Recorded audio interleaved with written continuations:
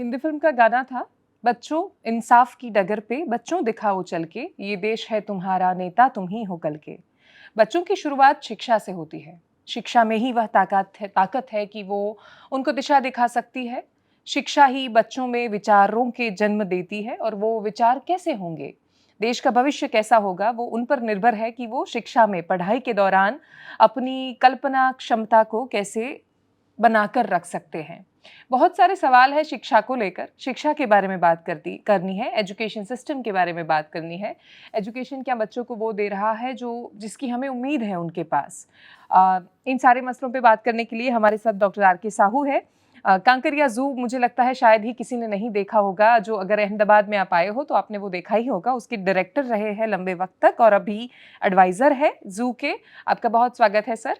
और आप उनके साथ देख रहे हैं जवाहरलाल प्रसाद को, जो हमारे साथ एजुटेक एरा से जुड़े हुए हैं, डायरेक्टर है। और उनसे भी संवाद में ये जानना है कि एजुटेक एरा कैसे बदल सकता है एजुकेशन की दुनिया को, कैसे बदल सकता है बच्चों के भविष्य को और कैसे दिशा दे सकता है देश के भविष्य को। आप दोनों का बहुत स्वागत है। Thank you. और सबसे पहले डॉक्टर साहू, मुझे आपसे ये जानना है कि आप इतने सारे बच्चों से मिले हैं, 30-35 साल का एक्सपीरियंस शायद दुनिया में किसी के पास होगा। जब आप इतने सारे बच्चों से मिलते हैं, बच्चों की आंखों में सपने देखते हैं, उनसे बातें करते हैं, उनकी क्यूरियोसिटी देखते हैं, वो बच्चे जब बड़े हो जाते हैं, 10th या 11th 12th या सब कुछ कंप्लीट कर देते हैं, वो क्यूरियोसिटी खत्म हो जाती है। एजुकेशन ऐसा क्या करता है उनके साथ कि उनके सपने खत्म हो जाते हैं, उनकी कल्पना क्षमता खत्म हो जाती है और फिर वो रोबोट की तरह सिस्टम से बाहर निकल कर आते हैं। उनके पास खुद के सपने, खुद के विचार, जो पढ़ रहे हैं उसकी समझ, बहुत कुछ नहीं होता। तो क्या होता है, आपने क्या समझा इतने सालों में? मेरे पास करीब जू में, अहमदाबाद जू में 33 लाख विजिटर्स हैं और उसमें से 1/4 अगर आप देखेंगे तो बच्चे हैं। तो एक बहुत बड़ी संख्या में बच्चे जो है जू विज़िट करते हैं। हम लोग उसको जो है गुरुवार के दिन फ्री एंट्री भी देते हैं, बहुत सारे प्रोग्राम्स भी करते हैं, वाइल्ड लाइफ वीक सेलिब्रेशन, ये सब। उसमें जो बच्चे आते हैं, आपकी एकदम सही बात है कि उसके अंदर बहुत क्यूरियोसिटी होती है। उसको ऐसा लगता है कि मैं क्या क्या जानूं और क्या क्या इस दुनिया में नया कर दूं। तो वो हर समय वो लोग सोचते हैं कि हम ऐसा क्यों नहीं कर सकते, वैसा क्यों नहीं कर सकते। तो उस समय जो है उनके अंदर जो एनर्जी होती है एक अलग होती है। मैं आपको एक बड़ा अच्छा उदाहरण बताता हूँ। मेरे एक फ्रेंड हैं जो बिल्डर हैं और उनका बहुत छोटा सा बच्चा जो है जब मेरे पास आया और उसने पूरा जू देखा, उसके बाद जब वो मेरे से मिला तो एकदम उसके अंदर एक नई जो है एक वो था आइडिया कि अंकल, ये जू में क्या आपने झाड़ पेड़ लगा रखे हैं और जानवर को अंदर रखा है, इससे अच्छा एक काम करो, पूरा एक स्टेडियम जैसा बनाओ और जानवर को छोड़ दो तो ज़्यादा अच्छी तरह देख पाएंगे और वो एक्टिविटी भी दिखेगी, शो दिखेंगे। सो उसके पापा ने उसको एकदम फायर किया कि नहीं नहीं ऐसा नहीं। तो ये this is not the way. हमने फिर उन्हें समझाया कि एक्चुअली ये आपके बच्चे की गलती नहीं है। आपके बच्चे ने जो एनवायरनमेंट देखा है, आप बिल्डिंग बनाते हैं तो उसे ऐसा है कि कंस्ट्रक्शन ही दुनिया की सबसे अच्छी चीज़ है। उसे नहीं पता कि पर्यावरण क्या होता है और एनिमल्स को क्या अच्छा लगता है। फिर हमने उसे धीरे धीरे पूछा कि आप बताइए कि पेड़ क्या करता है। पेड़ का पत्ता गिर रहा है, आपको दिख रहा है, पर पेड़ अगर ऑक्सीजन नहीं देगा तो आपको कहाँ से श्वास मिलेगी, ऑक्सीजन कहाँ से आएगी। वो जब बच्चा बड़ा हुआ, अभी वो पर्यावरण के लिए बहुत सारे काम कर रहा है और उसको पता लगा।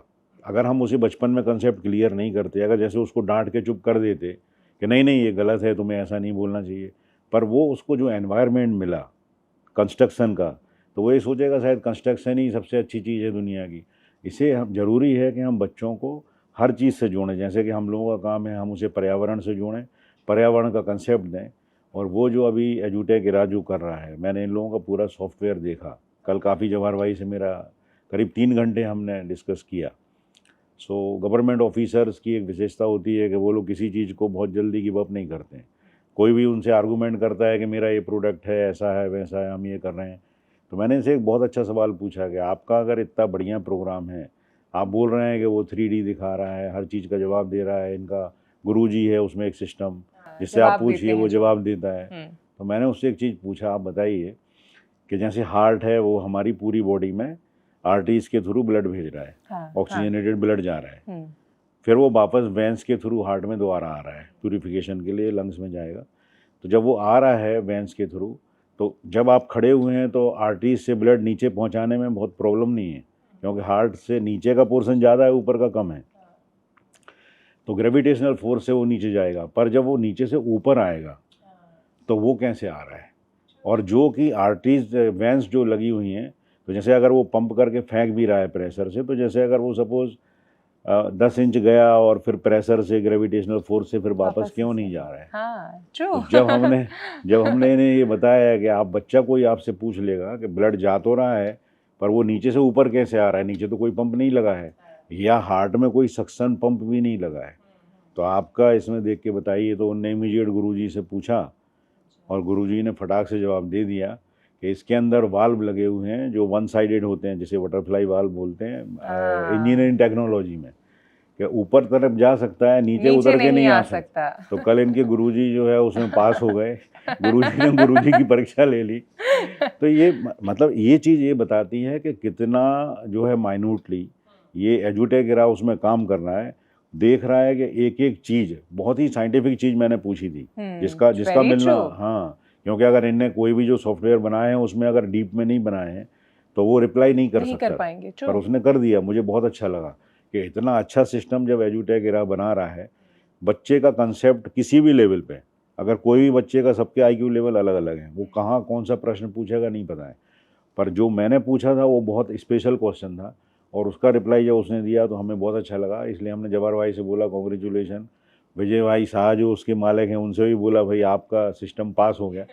हमने ऐसे बहुत सारे क्वेश्चन पूछे, पर ये जो है बड़ा टफ क्वेश्चन था जिसका रिप्लाई उनने सेकंड में दे दिया। हाँ, वेरी ट्रू। और दूसरा कि हम अब बच्चों को एआई से दूर नहीं रख सकते, क्योंकि अब जब पूरी दुनिया इतनी ग्लोबल हो रही है तो हम बच्चों को सीमित करके नहीं रख सकते।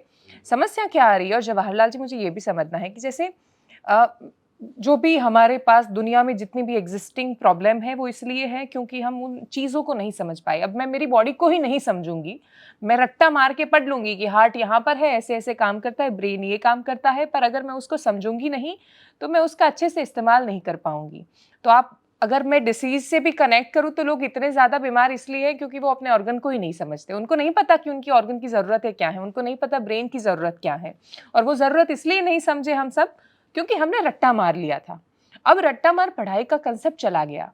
अब कोई क्लर्क बनने के लिए पढ़ाई नहीं करता, अब पढ़ाई करते हैं लोग कुछ समझने के लिए, और वो समझते समझते जब उनके दिमाग में सवाल आते हैं तो वो सवालों के जवाब के रूप में कुछ है जो हमारे पास बहुत अच्छा सा अद्भुत निखर कर सामने आता है। जैसे एजुटेक एरा भी शायद वो सवालों से ही पैदा हुआ होगा कि क्यों है इतनी सारी समस्याएं, हमें सॉल्व करना है। आपने जब ये बनाया तो उसका कंटेंट प्रिपरेशन में तो बहुत समय लगा होगा, कैसे किया ये? एडुटेक एरा जो कंटेंट डेवलप कर रहा है वो करीब 8 ईयर पहले से कर रहा है, ठीक है ना। और जैसे आपने बोला कि बच्चे कंसेप्ट वाइज किस तरह से क्लियर होते हैं। मान लीजिए कि मैंने बच्चे से किसी बच्चे से पूछा कि हार्ट, ठीक है ना, तो बच्चा हार्ट इमेजिन करता है और उसके दिमाग में फिगर चलने लगता है कि हार्ट एक्चुअली होता कैसे है, उसके इंटरनल स्ट्रक्चर कैसे होते हैं, वो पंप कैसे करता है, उसका ब्लड फ्लो कैसा होता है। अब बच्चों को इसमें ऐसा है कि अगर आपने हार्ट बोला तो डेफिनेटली उसका 3D मॉडल्स, उसके इंटरनल फीचर्स, ब्लड पंप कैसे करता है, सारी की सारी चीज़ें मतलब आपको देखने को मिल जाता है। अच्छा, आप उसके साथ फील कर सकते हैं, मतलब मैं टच कर सकती हूँ, हाँ, स्क्रीन टच पर, और आप फील कर सकते हैं, उसको देख सकते हैं कि इसके इंटरनल पार्ट कैसे हैं, ये पंप कैसे करता है, इसके वॉल्व कितने हैं। अच्छा, जो आपका इमेजिनेशन है वो रियल में कन्वर्ट हो जाता है। हाँ, क्योंकि इमेजिनेशन तो क्या आता है, वो बॉलीवुड की फिल्मों की वजह से हार्ट मतलब हार्ट वाला इमोजी, वो रेड कलर का वो सोच लेते हैं जिसमें यहाँ से एक तीर निकलता है पर हार्ट ऐसा होता नहीं है एक्चुअल में। वो समझाने के लिए बहुत प्रोसेस लगती है। टीचर जब वो ड्रॉ करते हैं, ड्राइंग आ जाता है, फिर भी हार्ट को उतने आसानी से समझ नहीं पाते। ड्राइंग में इंटरनल स्ट्रक्चर उनको नहीं दिखेगा, उसके जो फीचर्स हैं, उसकी जो फीलिंग्स है वो उनके साथ नहीं आएगी। अब इसमें जब बच्चा 3D हार्ट देख रहा है तो एक्चुअल हार्ट की तरह उसको फील कर सकता है, उसको टच कर सकता है, उसके इंटरनल प्रोसेस को समझ सकता है। कल मैं जवाहर भाई से यही बात कर रहा था जो आपने बताया कि आज जो है जैसे हार्ट आता है तो अलग अलग एज के जो लोग हैं वो अलग अलग प्रकार से जो है अपना इमेजिन करते हैं। तो यंग जनरेशन जो है अगर वो जूलॉजी या बायोलॉजी वाली नहीं है तो हार्ट का तो वो तो हार्ट का मतलब वही ऐसे बना देता है हाथ से और एक तीर निकालेगा, और एक तीर निकाल देगा। तो मतलब वो होता क्या है कि जब किसी अगर उन लोगों को जिन लोगों ने ये सब बायोलॉजी या ये नहीं पढ़ा है तो उनका इमेजिनेशन हुआ कि हार्ट ऐसा ऐसा होता है, अगर उसको पीएम करके आप दिखा दें तो ऐसा वहाँ कहीं कुछ भी नहीं होता है, किसी भी एनिमल का हार्ट या ह्यूमन बीइंग का हार्ट ऐसा नहीं होता है। तो हमें वो कंसेप्ट क्लियर करना होगा कि हार्ट ऐसा नहीं होता है। दूसरा ये है कि जब हम किसी से बात करते हैं कि भाई हार्ट, तो वो हार्ट के बारे में मतलब वो सिर्फ फीलिंग से कनेक्टेड होता है कि भाई हार्ट है और वो ये कि वो ऐसा ऐसा सिग्नेचर है और उसके बाद में उससे जो है लव हो जाता है और ये हो जाता है। एक्चुअली वो है ही नहीं। पूरा Very का true. पूरा तो एजुकेशन जो है वो पूरा अलग है, पर एक बहुत बड़ा सेक्टर बच्चों का जिन लोगों ने बायोलॉजी नहीं ली है वो सब रॉन्ग इमेजिनेशन पे है। तो एग्जैक्टली और वो 1 से 10वीं के बीच में आ जाती हैं चीजें, हाँ, पर पढ़ाया नहीं जाता उस तरीके से, या फिर वो पता नहीं, पढ़ाई का कंसेप्ट अलग है। अब एक इसी चीज़ पे एक बहुत अच्छा एक एग्जांपल मैं आपसे बताता हूँ। जैसे आप इमेजिन करें कि अगर किसी बच्चे को हम कोई एनिमल नहीं दिखाते और उसको आप जो है एक पेज पे आप प्रिंट कर दीजिए, एक जो है रैट या माइस का फ़ोटो लगा दीजिए, एक पिक्का लगा दीजिए ब्लैक कलर का, एक जो है बफेलो लगा दीजिए और एक एलिफेंट लगा दीजिए। 4 आप पिक्चर एक पेज पे प्रिंट करिए, तो क्या बच्चा इमेजिन कर पाएगा कि रैट की साइज़ क्या है या पिग की साइज़ या बफेलो साइज़ क्या है, एलिफेंट की साइज़ क्या है? सबकी फ़ोटो की साइज़ वही है, सिर्फ वो देखेगा थोड़ा छोटा है और हाथी देखेगा थोड़ा बड़ा है। आपको आश्चर्य होगा कि मेरे यहाँ बहुत सारे साइंस के स्टूडेंट्स भी आते हैं। जब हम उनसे पूछते हैं कि एलिफेंट के ऊपर आप बायोलॉजिकल बिहेवियर पे रिकॉर्डिंग करिए, और अगर हम उनसे बोलते हैं कि आप इमेजिन करिए कि इसका वेट क्या होगा, तो अगर उन्होंने नहीं पढ़ा है तो मैक्सिमम बच्चे 600 से 800 किलो से ऊपर कभी नहीं जाते। और मतलब आपको पता ही है कि हाथी जो है फीमेल 4000 किलो, 3.5 से 4000 किलो की होती है, मेल 5000 किलो का होता है। तो जो इमेजिनेशन है वो सिर्फ आप जब तक 3D इमेज या तो रियल नहीं बताएंगे, जब वो हाथी आके देखेगा तब उसको पता लगेगा कि ये तो 200 किलो तो एक दिन में खाना खा रहा है, तो इतना सारा खाना खा रहा है तो इसका 4000 किलो वजन है।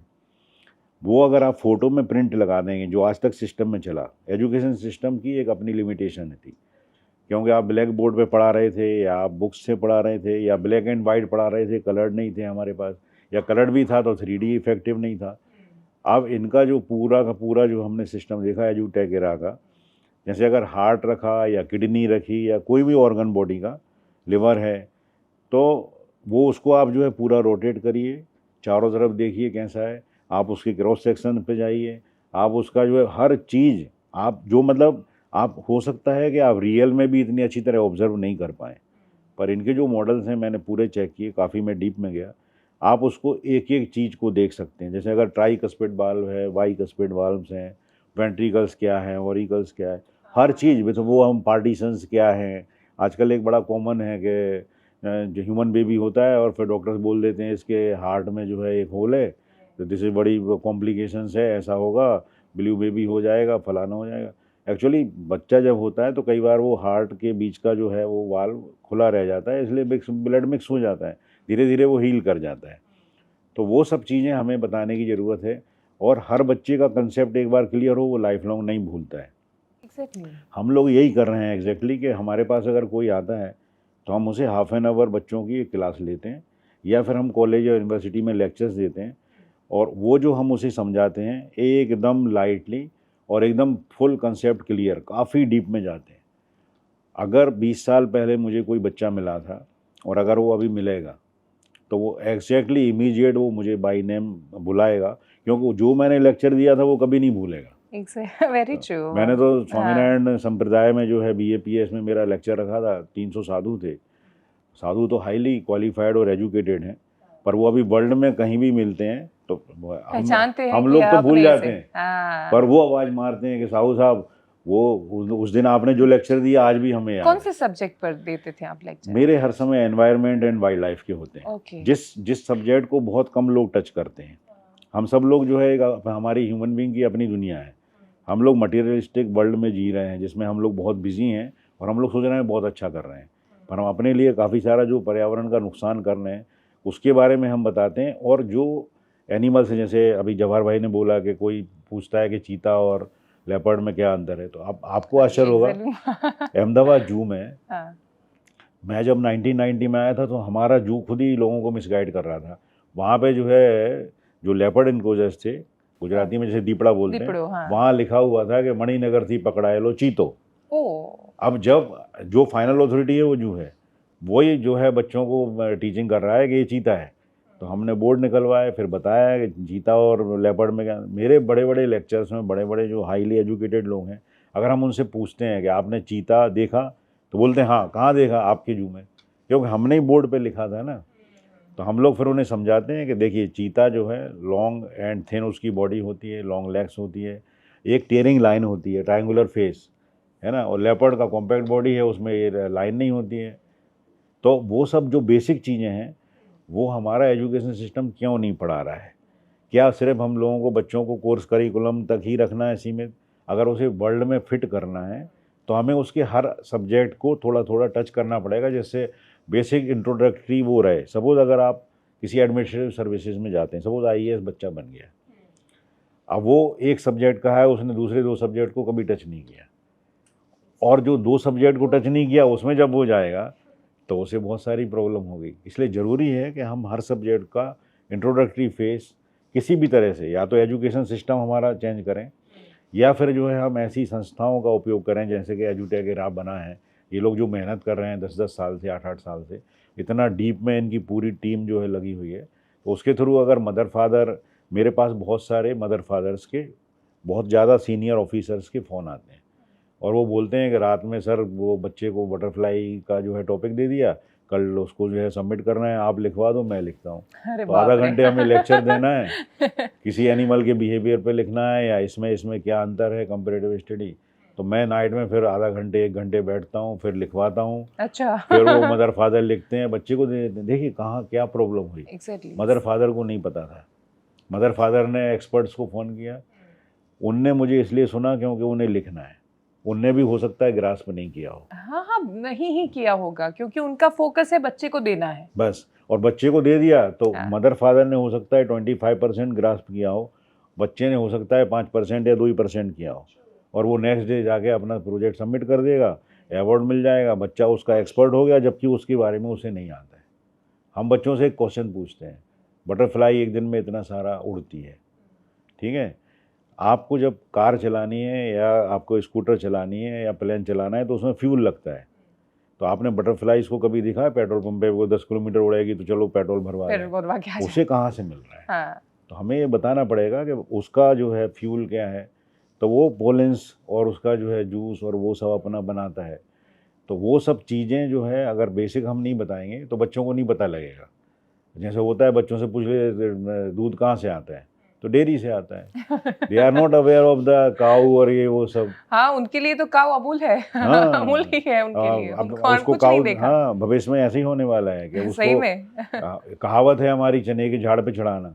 अब लोगों ने एक बना दिया, बच्चे ने सुन लिया तो चने का झाड़ होता है, और उसे पता ही नहीं है कि वो तो सीजनल प्लांट्स है, वो तो 3 महीने 4 महीने में ख़त्म हो जाता है। तो बेसिक चीज़ें, मैं अपना एक्सपीरियंस बताता हूँ। हम लोग, मेरे यहाँ ज़मीन भी है, फार्मर्स भी हैं, मेरे अपने बच्चे जो सब पढ़ रहे थे अच्छे अच्छे स्कूल में अहमदाबाद के, और वो पढ़ रहे थे कि रूट्स क्या होती है और ये क्या होता है और कौन सी सब्जी कहाँ लगती है, फ्रूट कहाँ लगता है। पढ़ लिया, परीक्षा दे दिया। अब मेरे भतीजे की एंगेजमेंट में मैं उन्हें लेके गया और फार्म हाउस में हम उन्हें ले गए अपने खुद के। जब हमने उन्हें वहाँ पे, उससे हमने बताया कि गाजर निकल रही थी, मुझे तो सब पता है, तो मैंने उससे बोला तुम एक लकड़ी लो और ये ज़मीन में जो पत्ता निकल रहा है इसके चारों तरफ खोदिए। तो जब उसमें से वो रेड कलर पिंक कलर का जब वो निकला गाजर का इतना एरिया, तो मेरे तीनों बच्चे एक साथ चिल्लाए कैरट, और फिर जो है उनने उसको निकाला। Like they were feeling like very proud के ऐसा होता है कैरट। पढ़ा तो था उनने, दे वर टॉपर, 90% रैंकिंग पे थे, पर वो पढ़ के छोड़ दिया, उन्हीं पता जमीन में से कैरट ऐसे निकल दी। जब हमने नहीं पता आलू, मतलब वो वेफर खा सकते, आलू कैसे पैदा होता है वो पता ही नहीं उनको। चने ढूंढने के लिए बोलेंगे तो पत्तों में ढूंढेंगे कि कहाँ मिल जाएंगे चने। फिर हमने उसको बताया कि देखो वो सामने एक बेल जैसी दिख रही है हरे रंग की, उसमें जाके देखो क्या लगा है, अरे ये तो मटर है। मतलब इतना खुश जो वहाँ जो हमने देखा। तब से मैंने फाइनल किया कि बच्चों की जब भी क्लास लेंगे तो हम हर समय एक इमेजिन करते हैं, मदर फादर भी इमेजिन करते हैं कि हमें आता है, बच्चों को भी आता होगा, जबकि बच्चों को नहीं आता है। तो हमें जो है कुछ ऐसी सिस्टम डेवलप करनी होगी जिसमें हमें बच्चों को ABCD से चालू करना होगा। मेरे जब लेक्चर्स होते हैं तो जब बच्चे बड़े हुए, मैं जब उन्हें लेके गया तो उन्होंने बताया कि अरे आप इतने अच्छे लेक्चर देते हो, हमें तो पता ही नहीं था। एंड हम लोग ये सोच रहे थे कि मेरे उनको बच्चों तो को पता ही है। होगा। हाँ, true। तो हमें ले जाना पड़ेगा ऐसे सिस्टम पे, या ऐसे सिस्टम में हमें बच्चों को इंट्रोड्यूस करना होगा जो बच्चों को सब बेसिक चीज़ें सिखा दे और लाइफ लॉन्ग उसे काम आए, जिसमें उसका कंसेप्ट क्लियर होना बहुत ज़रूरी है। मुझे जवाहरलाल जी सबसे अच्छा वो लगा कि इवैल्यूएशन निकलता है पूरे एजुटेक एरा में। देख रही थी कि माँ बाप को भी पता चलेगा कि बच्चा क्या देख रहा है। प्रॉब्लम क्या होती है कि टैबलेट्स तो बहुत सारे हैं, मैं स्क्रीन पे यूट्यूब पे भी बहुत सारे वीडियोस देख सकती हूँ, हालांकि मुझे उसमें जवाब नहीं मिलते, इंटरेक्टिव मॉडल नहीं होते, पर फिर भी एक बेसिक आइडिया मुझे, मतलब मैं सर्च करके देख सकती हूँ कि कैरेट कैसे पैदा होते हैं। पर मुझे ये नहीं पता कि वो पैदा होने में वो फोटोसिंथेसिस कैसे करेगा। मुझे ये नहीं पता कि बॉडी है वो कैसे काम करेगी, मैं ऑक्सीजन कैसे लेती हूँ, वो कैसे जाता है, ऑक्सीजन कैसे मिलता है। ये सब जब मैं देखती हूँ तो मेरे अंदर सवाल पैदा होते हैं। प्रॉब्लम क्या है कि अभी बच्चे सवाल नहीं करते। हमने धीरे धीरे उनकी क्यूरियोसिटी को ख़त्म कर दिया है। जैसे ही कुछ बोलते हैं हम बोलते चुप हो जा, पढ़ ले, यहाँ पे रट्टा लगा ले, रट्टा लगा के आप आईएएस भी बन जाएंगे। मैं नहीं बन पाएंगे अब तो वैसे रट्टा रट्टा लगा के, पर अगर बन भी गए तो भी आप सिस्टम को कुछ अच्छा नहीं दे पाएंगे। उस वक्त जब ये इवोल्यूशन रिपोर्ट जाती है पूरी कि बच्चे ने इतने घंटे साइंस देखा, इतने घंटे वो मैथ्स की प्रॉब्लम सॉल्व कर रहा था, तो मुझे लगता है शायद माँ बाप को भी आइडिया आता होगा कि उनके बच्चे को क्या ज़्यादा पसंद है। डेफिनेटली अभी देखिए गार्जियन की सबसे बड़ी प्रॉब्लम्स क्या है, इसको प्रॉब्लम्स मत कहिए कि एक्चुअली उनको आइडिया नहीं लगता है कि मेरा बच्चा कौन से सब्जेक्ट में वीक है, कौन से सब्जेक्ट में उसको ट्यूशन देने की ज़रूरत है या थोड़ा ज़्यादा एफर्ट देने की ज़रूरत है। अभी नॉर्मली आदमी सुबह से लेकर शाम तक जॉब करता है, ठीक है ना, शाम को आने के बाद हरा थाका आदमी रहता है, उनको आइडिया ही नहीं कि बच्चे के अंदर जो कमी है, जो वो पढ़ रहा है उसके अंदर किस सब्जेक्ट में वो वीक है। हमने इस सिस्टम को इस तरह से बनाया है कि अगर बच्चा कभी भी इसमें अगर पढ़ रहा है तो उसका पूरा का पूरा नोटिफिकेशन पेरेंट्स के मोबाइल पे ऑटोमेटिकली चल जाएगा। बच्चा कौन से सब्जेक्ट में वीक है, कौन से सब्जेक्ट में उसको ज़्यादा ध्यान देने की ज़रूरत है, उसने कौन से टॉपिक्स पे कितना पढ़ा है, उसकी स्कोरिंग क्या है, पूरी की पूरी डिटेल्स ऑटोमेटिकली पेरेंट्स को एज ए नोटिफिकेशन मिल जाएगा और अपने ऐप के अंदर वो देख सकता है। उससे ये हुआ कि गार्जियन भी अलर्ट रहेगा कि मेरा बच्चा कौन से सब्जेक्ट में वीक है और ध्यान देने की ज़रूरत है। और ये जब टैबलेट में कौन कौन से कहाँ तक के सिलेबस है? जी, इसमें जो हमने सिलेबस तैयार किया हुआ प्री स्कूल से लेकर के ग्रेड 10 तक। अच्छा, नर्सरी से ग्रेड 10 यस, तक। स्टैंडर्ड 10 तक। और सारे सब्जेक्ट्स होते हैं उसमें? सारे सब्जेक्ट्स प्री स्कूल से लेकर के ग्रेड 5 तक इंग्लिश, सीबीएस, मैथमेटिक्स, और 6 से लेकर के 10 तक जो है साइंस के अंदर फिजिक्स, केमिस्ट्री, बायो और मैथमेटिक्स। डॉक्टर साहू, आपने तो 35 साल तक बच्चों को देखा है, मतलब अभी जो लोग आपने जिनको बच्चा देखा होगा वो अभी बहुत बड़े हो गए हैं। अभी फ़र्क क्या है कि आजकल की जनरेशन के लिए लोग बहुत अजम्पशन लगाते हैं, पर हकीकत ये है कि अगर कितने भी पढ़े लिखे बुजुर्ग क्यों नहीं है, उनको अगर आप मोबाइल देते हैं तो उनको बहुत लंबा समय लगता है। सब पढ़ पाते हैं वो, उनको सब समझ में आता है, फिर भी वो मोबाइल इजीली नहीं सीख पाते। पर एक बच्चा जो अभी चलना भी नहीं सीखा वो आराम से टैबलेट यूज़ करता है, उसको पता है उसको क्या करना है, मतलब कि वो बहुत पावरफुल दिमाग के साथ पैदा हुआ है, वो कमज़ोर नहीं है, उसको सब कुछ आता है। हम उसके लिए वो एनवायरनमेंट खड़ा नहीं कर पा रहे। पहले के बच्चे, आज के बच्चे, आपको क्या फ़र्क लगता है और आपको क्या लगता है कि उनकी क्या ज़रूरत है, उनको क्या सबसे ज़्यादा चाहिए? ये टॉपिक पे मैं अधिकतर बात करता हूँ। अगर जैसे हम लोग देखें, जब हम लोग जो है पैदा हुए, अभी जैसे मेरी एज 62 है, तो हम लोग बगैर पढ़े लिखे बच्चे पैदा हुए थे। ठीक है, उस समय हम लोगों को ज़्यादा कुछ आता नहीं था। आज के जो बच्चे होते हैं उन्हें सब आता है। तो उसके 2-4 एग्जाम्पल्स हैं बड़े समझने जैसे हैं कि जब पहले एक फ़ोन होता था लैंडलाइन, और अगर वो जब एसटीडी कॉल्स आते थे तो जैसे अगर मेरे घर पे फ़ोन है तो आजू बाजू के पड़ोसी का फ़ोन आएगा तो वो 2 घंटे बैठता था, फिर कॉल कनेक्ट होता था और उसे हम बोलते थे कि लो आपका फ़ोन आया। yes. तो जिस तरफ उसको ईयर में लगाना है, जहाँ बोलना है, माउथ पीस को यहाँ लगाता था, यहाँ से बोलता था हेलो हेलो। ठीक है, ये एक परिस्थिति थी, वो समय था। और आज का बच्चा है, आप उसे मोबाइल दे दीजिए, टैबलेट दे दीजिए, वो आपसे अच्छी ज़्यादा कर सकता है, अच्छी तरह चला सकता है। तो ये इरा में लास्ट 60 साल में कितना फेर हुआ और कैसे हुआ, तो एक्चुअली ये पूरा ह्यूमन साइंस समझने जैसा है। जो हमारा डीएनए है, एजुकेशन का डीएनए है, वो ऑटोमेटिकली पास ऑन होता है बच्चों में। तो उस समय का जो इरा था, हमारे जो मदर फादर थे वो या जो उस समय के लोग थे उनका जो एजुकेशन था वो हम लोगों को ट्रांसफ़र हुआ, और हम लोगों ने जो पढ़ा तो वो हमारे बच्चों में आया, और जो बच्चों के बच्चे हैं वो उसमें जाएगा। तो DNA, intelligence DNA pass on होता है, और वो जब होता है और फिर आप उसको, जैसे उस समय की बात करेंगे तो उसे नहीं पता लगेगा। तो प्रेजेंट सिनेरियो में, जैसे आज का जो सिनेरियो ये है कि हस्बैंड वाइफ दोनों वर्किंग हैं, तो जब हस्बैंड वाइफ दोनों वर्किंग हैं तो बच्चे को टाइम कौन देगा? पहले ये हो रहा था कि भाई एक मदर जो है 100% अपने बच्चे को दे रही है और पढ़ी लिखी है तो एक बेनिफिट है। जैसे अब मेरी मिसेज ने MSc M.Ed किया है और उसने 3 बच्चे बड़े किए, तीनों इंजीनियर हैं, और वर्ल्ड लेवल पे अच्छा काम कर रहे हैं। तो उसका कारण ये था कि क्योंकि उनकी एजुकेशन थी, तो एक तो डीएनए में पास हुआ और दूसरा अपने डेडिकेशन। पर आज जो लोग दोनों वर्किंग हैं और अगर वो टाइम नहीं दे पा रहे हैं, तो एक्चुअली हमें ये देखना है कि बच्चे को किस सब्जेक्ट में इंटरेस्ट है। हमें और भी एक कंसेप्ट बदलना पड़ेगा। जवाहर भाई ने बहुत अच्छा बोला कि बच्चे कौन से सब्जेक्ट पे इंटरेस्ट है या किस में वीक है, नहीं, वो एक नई चीज़ देता है। वो ये बताता है कि बच्चे को किस फील्ड में इंटरेस्ट है। बच्चे को बनना है सपोज CA, और हम बना रहे हैं उसको डॉक्टर, है ना, तो वो अच्छा परफॉर्म नहीं करेगा। तो इनके सिस्टम से एक चीज़ और नई पता लगती है कि बच्चे का इंटरेस्ट कहाँ पर है, वो ज़्यादा समय कहाँ दे रहा है। ब्रेन मैपिंग हो जाता है। तो इनका जो सॉफ्टवेयर है वो कमाल का है, जो ब्रेन मैपिंग करेगा बच्चे का, और हम वो ये देखेंगे कि बच्चा किस चीज़ में ज़्यादा इंटरेस्ट ले रहा है, तो हम क्यों नहीं उसी चीज़ में उसको आगे बढ़ाएं जिसमें वो मिराकल फ्यूचर में करके दिखाए, अपने जो है सोसाइटी के लिए बहुत अच्छा काम कर सके। तो बहुत ज़रूरी है कि बच्चे को जिस चीज़ में इंटरेस्ट है हमें उसी फील्ड में उसे आगे बढ़ाना चाहिए। और हमें ये देखना है कि अगर जैसे ऐसा ना हो कि वो एक सब्जेक्ट में अच्छा नहीं कर पा रहा है, कम से कम वो 50% या 60% तक भी जाए और दूसरे सब्जेक्ट में वो 100% जा रहा है, तो हमें उस पर डाइवर्ट करना चाहिए और इस सब्जेक्ट पे कंसंट्रेट करके वो पास हो जाए, ऐसा हमें पूरी कोशिश करना चाहिए। तो मदर फादर, अच्छा, ये बड़ा अच्छा टूल है। मैं ये बोल रहा हूँ कि अगर ये लोग जब मदर फादर जब बच्चे के नाम से देंगे, तो मुझे ऐसा लग रहा है कि बच्चा शायद हो सकता है 1 घंटे उसको चलाएगा, मदर फादर 2-3 घंटे चलाने वाले हैं, क्योंकि अनलिमिटेड नॉलेज है। अच्छा, और बहुत अच्छी बात ये है कि इनने जो है जो कंटेंट यूज़फुल है वो ही डाला है, कोई दूसरा जो है उसके किसी और कंटेंट को टच नहीं कर पाएगा। आजकल के उसमें जो चल रहा है कि आपने मोबाइल लिया अब जैसे ही बाहर के रील्स शुरू हो गई, रील्स चालू हो जाती है अपने आप, फालतू रील्स आ रही हैं। अब वो क्या आपको एंगेज कर लेती है, टाइम वेस्ट कर देती है। इसमें इनने ऑप्शन ही नहीं रखा है, बच्चा सिर्फ पढ़ेगा ही। नहीं, मुझे अच्छा इसलिए लगा क्योंकि क्या होता है कि कलर्स बच्चे को बहुत अट्रैक्ट करते हैं, छोटे बच्चों को। अब जब कलरफुल आता है ना, तो उनको कुछ फर्क नहीं पड़ता कि वो कोई कार्टून देख रहे हैं या फिर पढ़ाई का कुछ कर रहे हैं।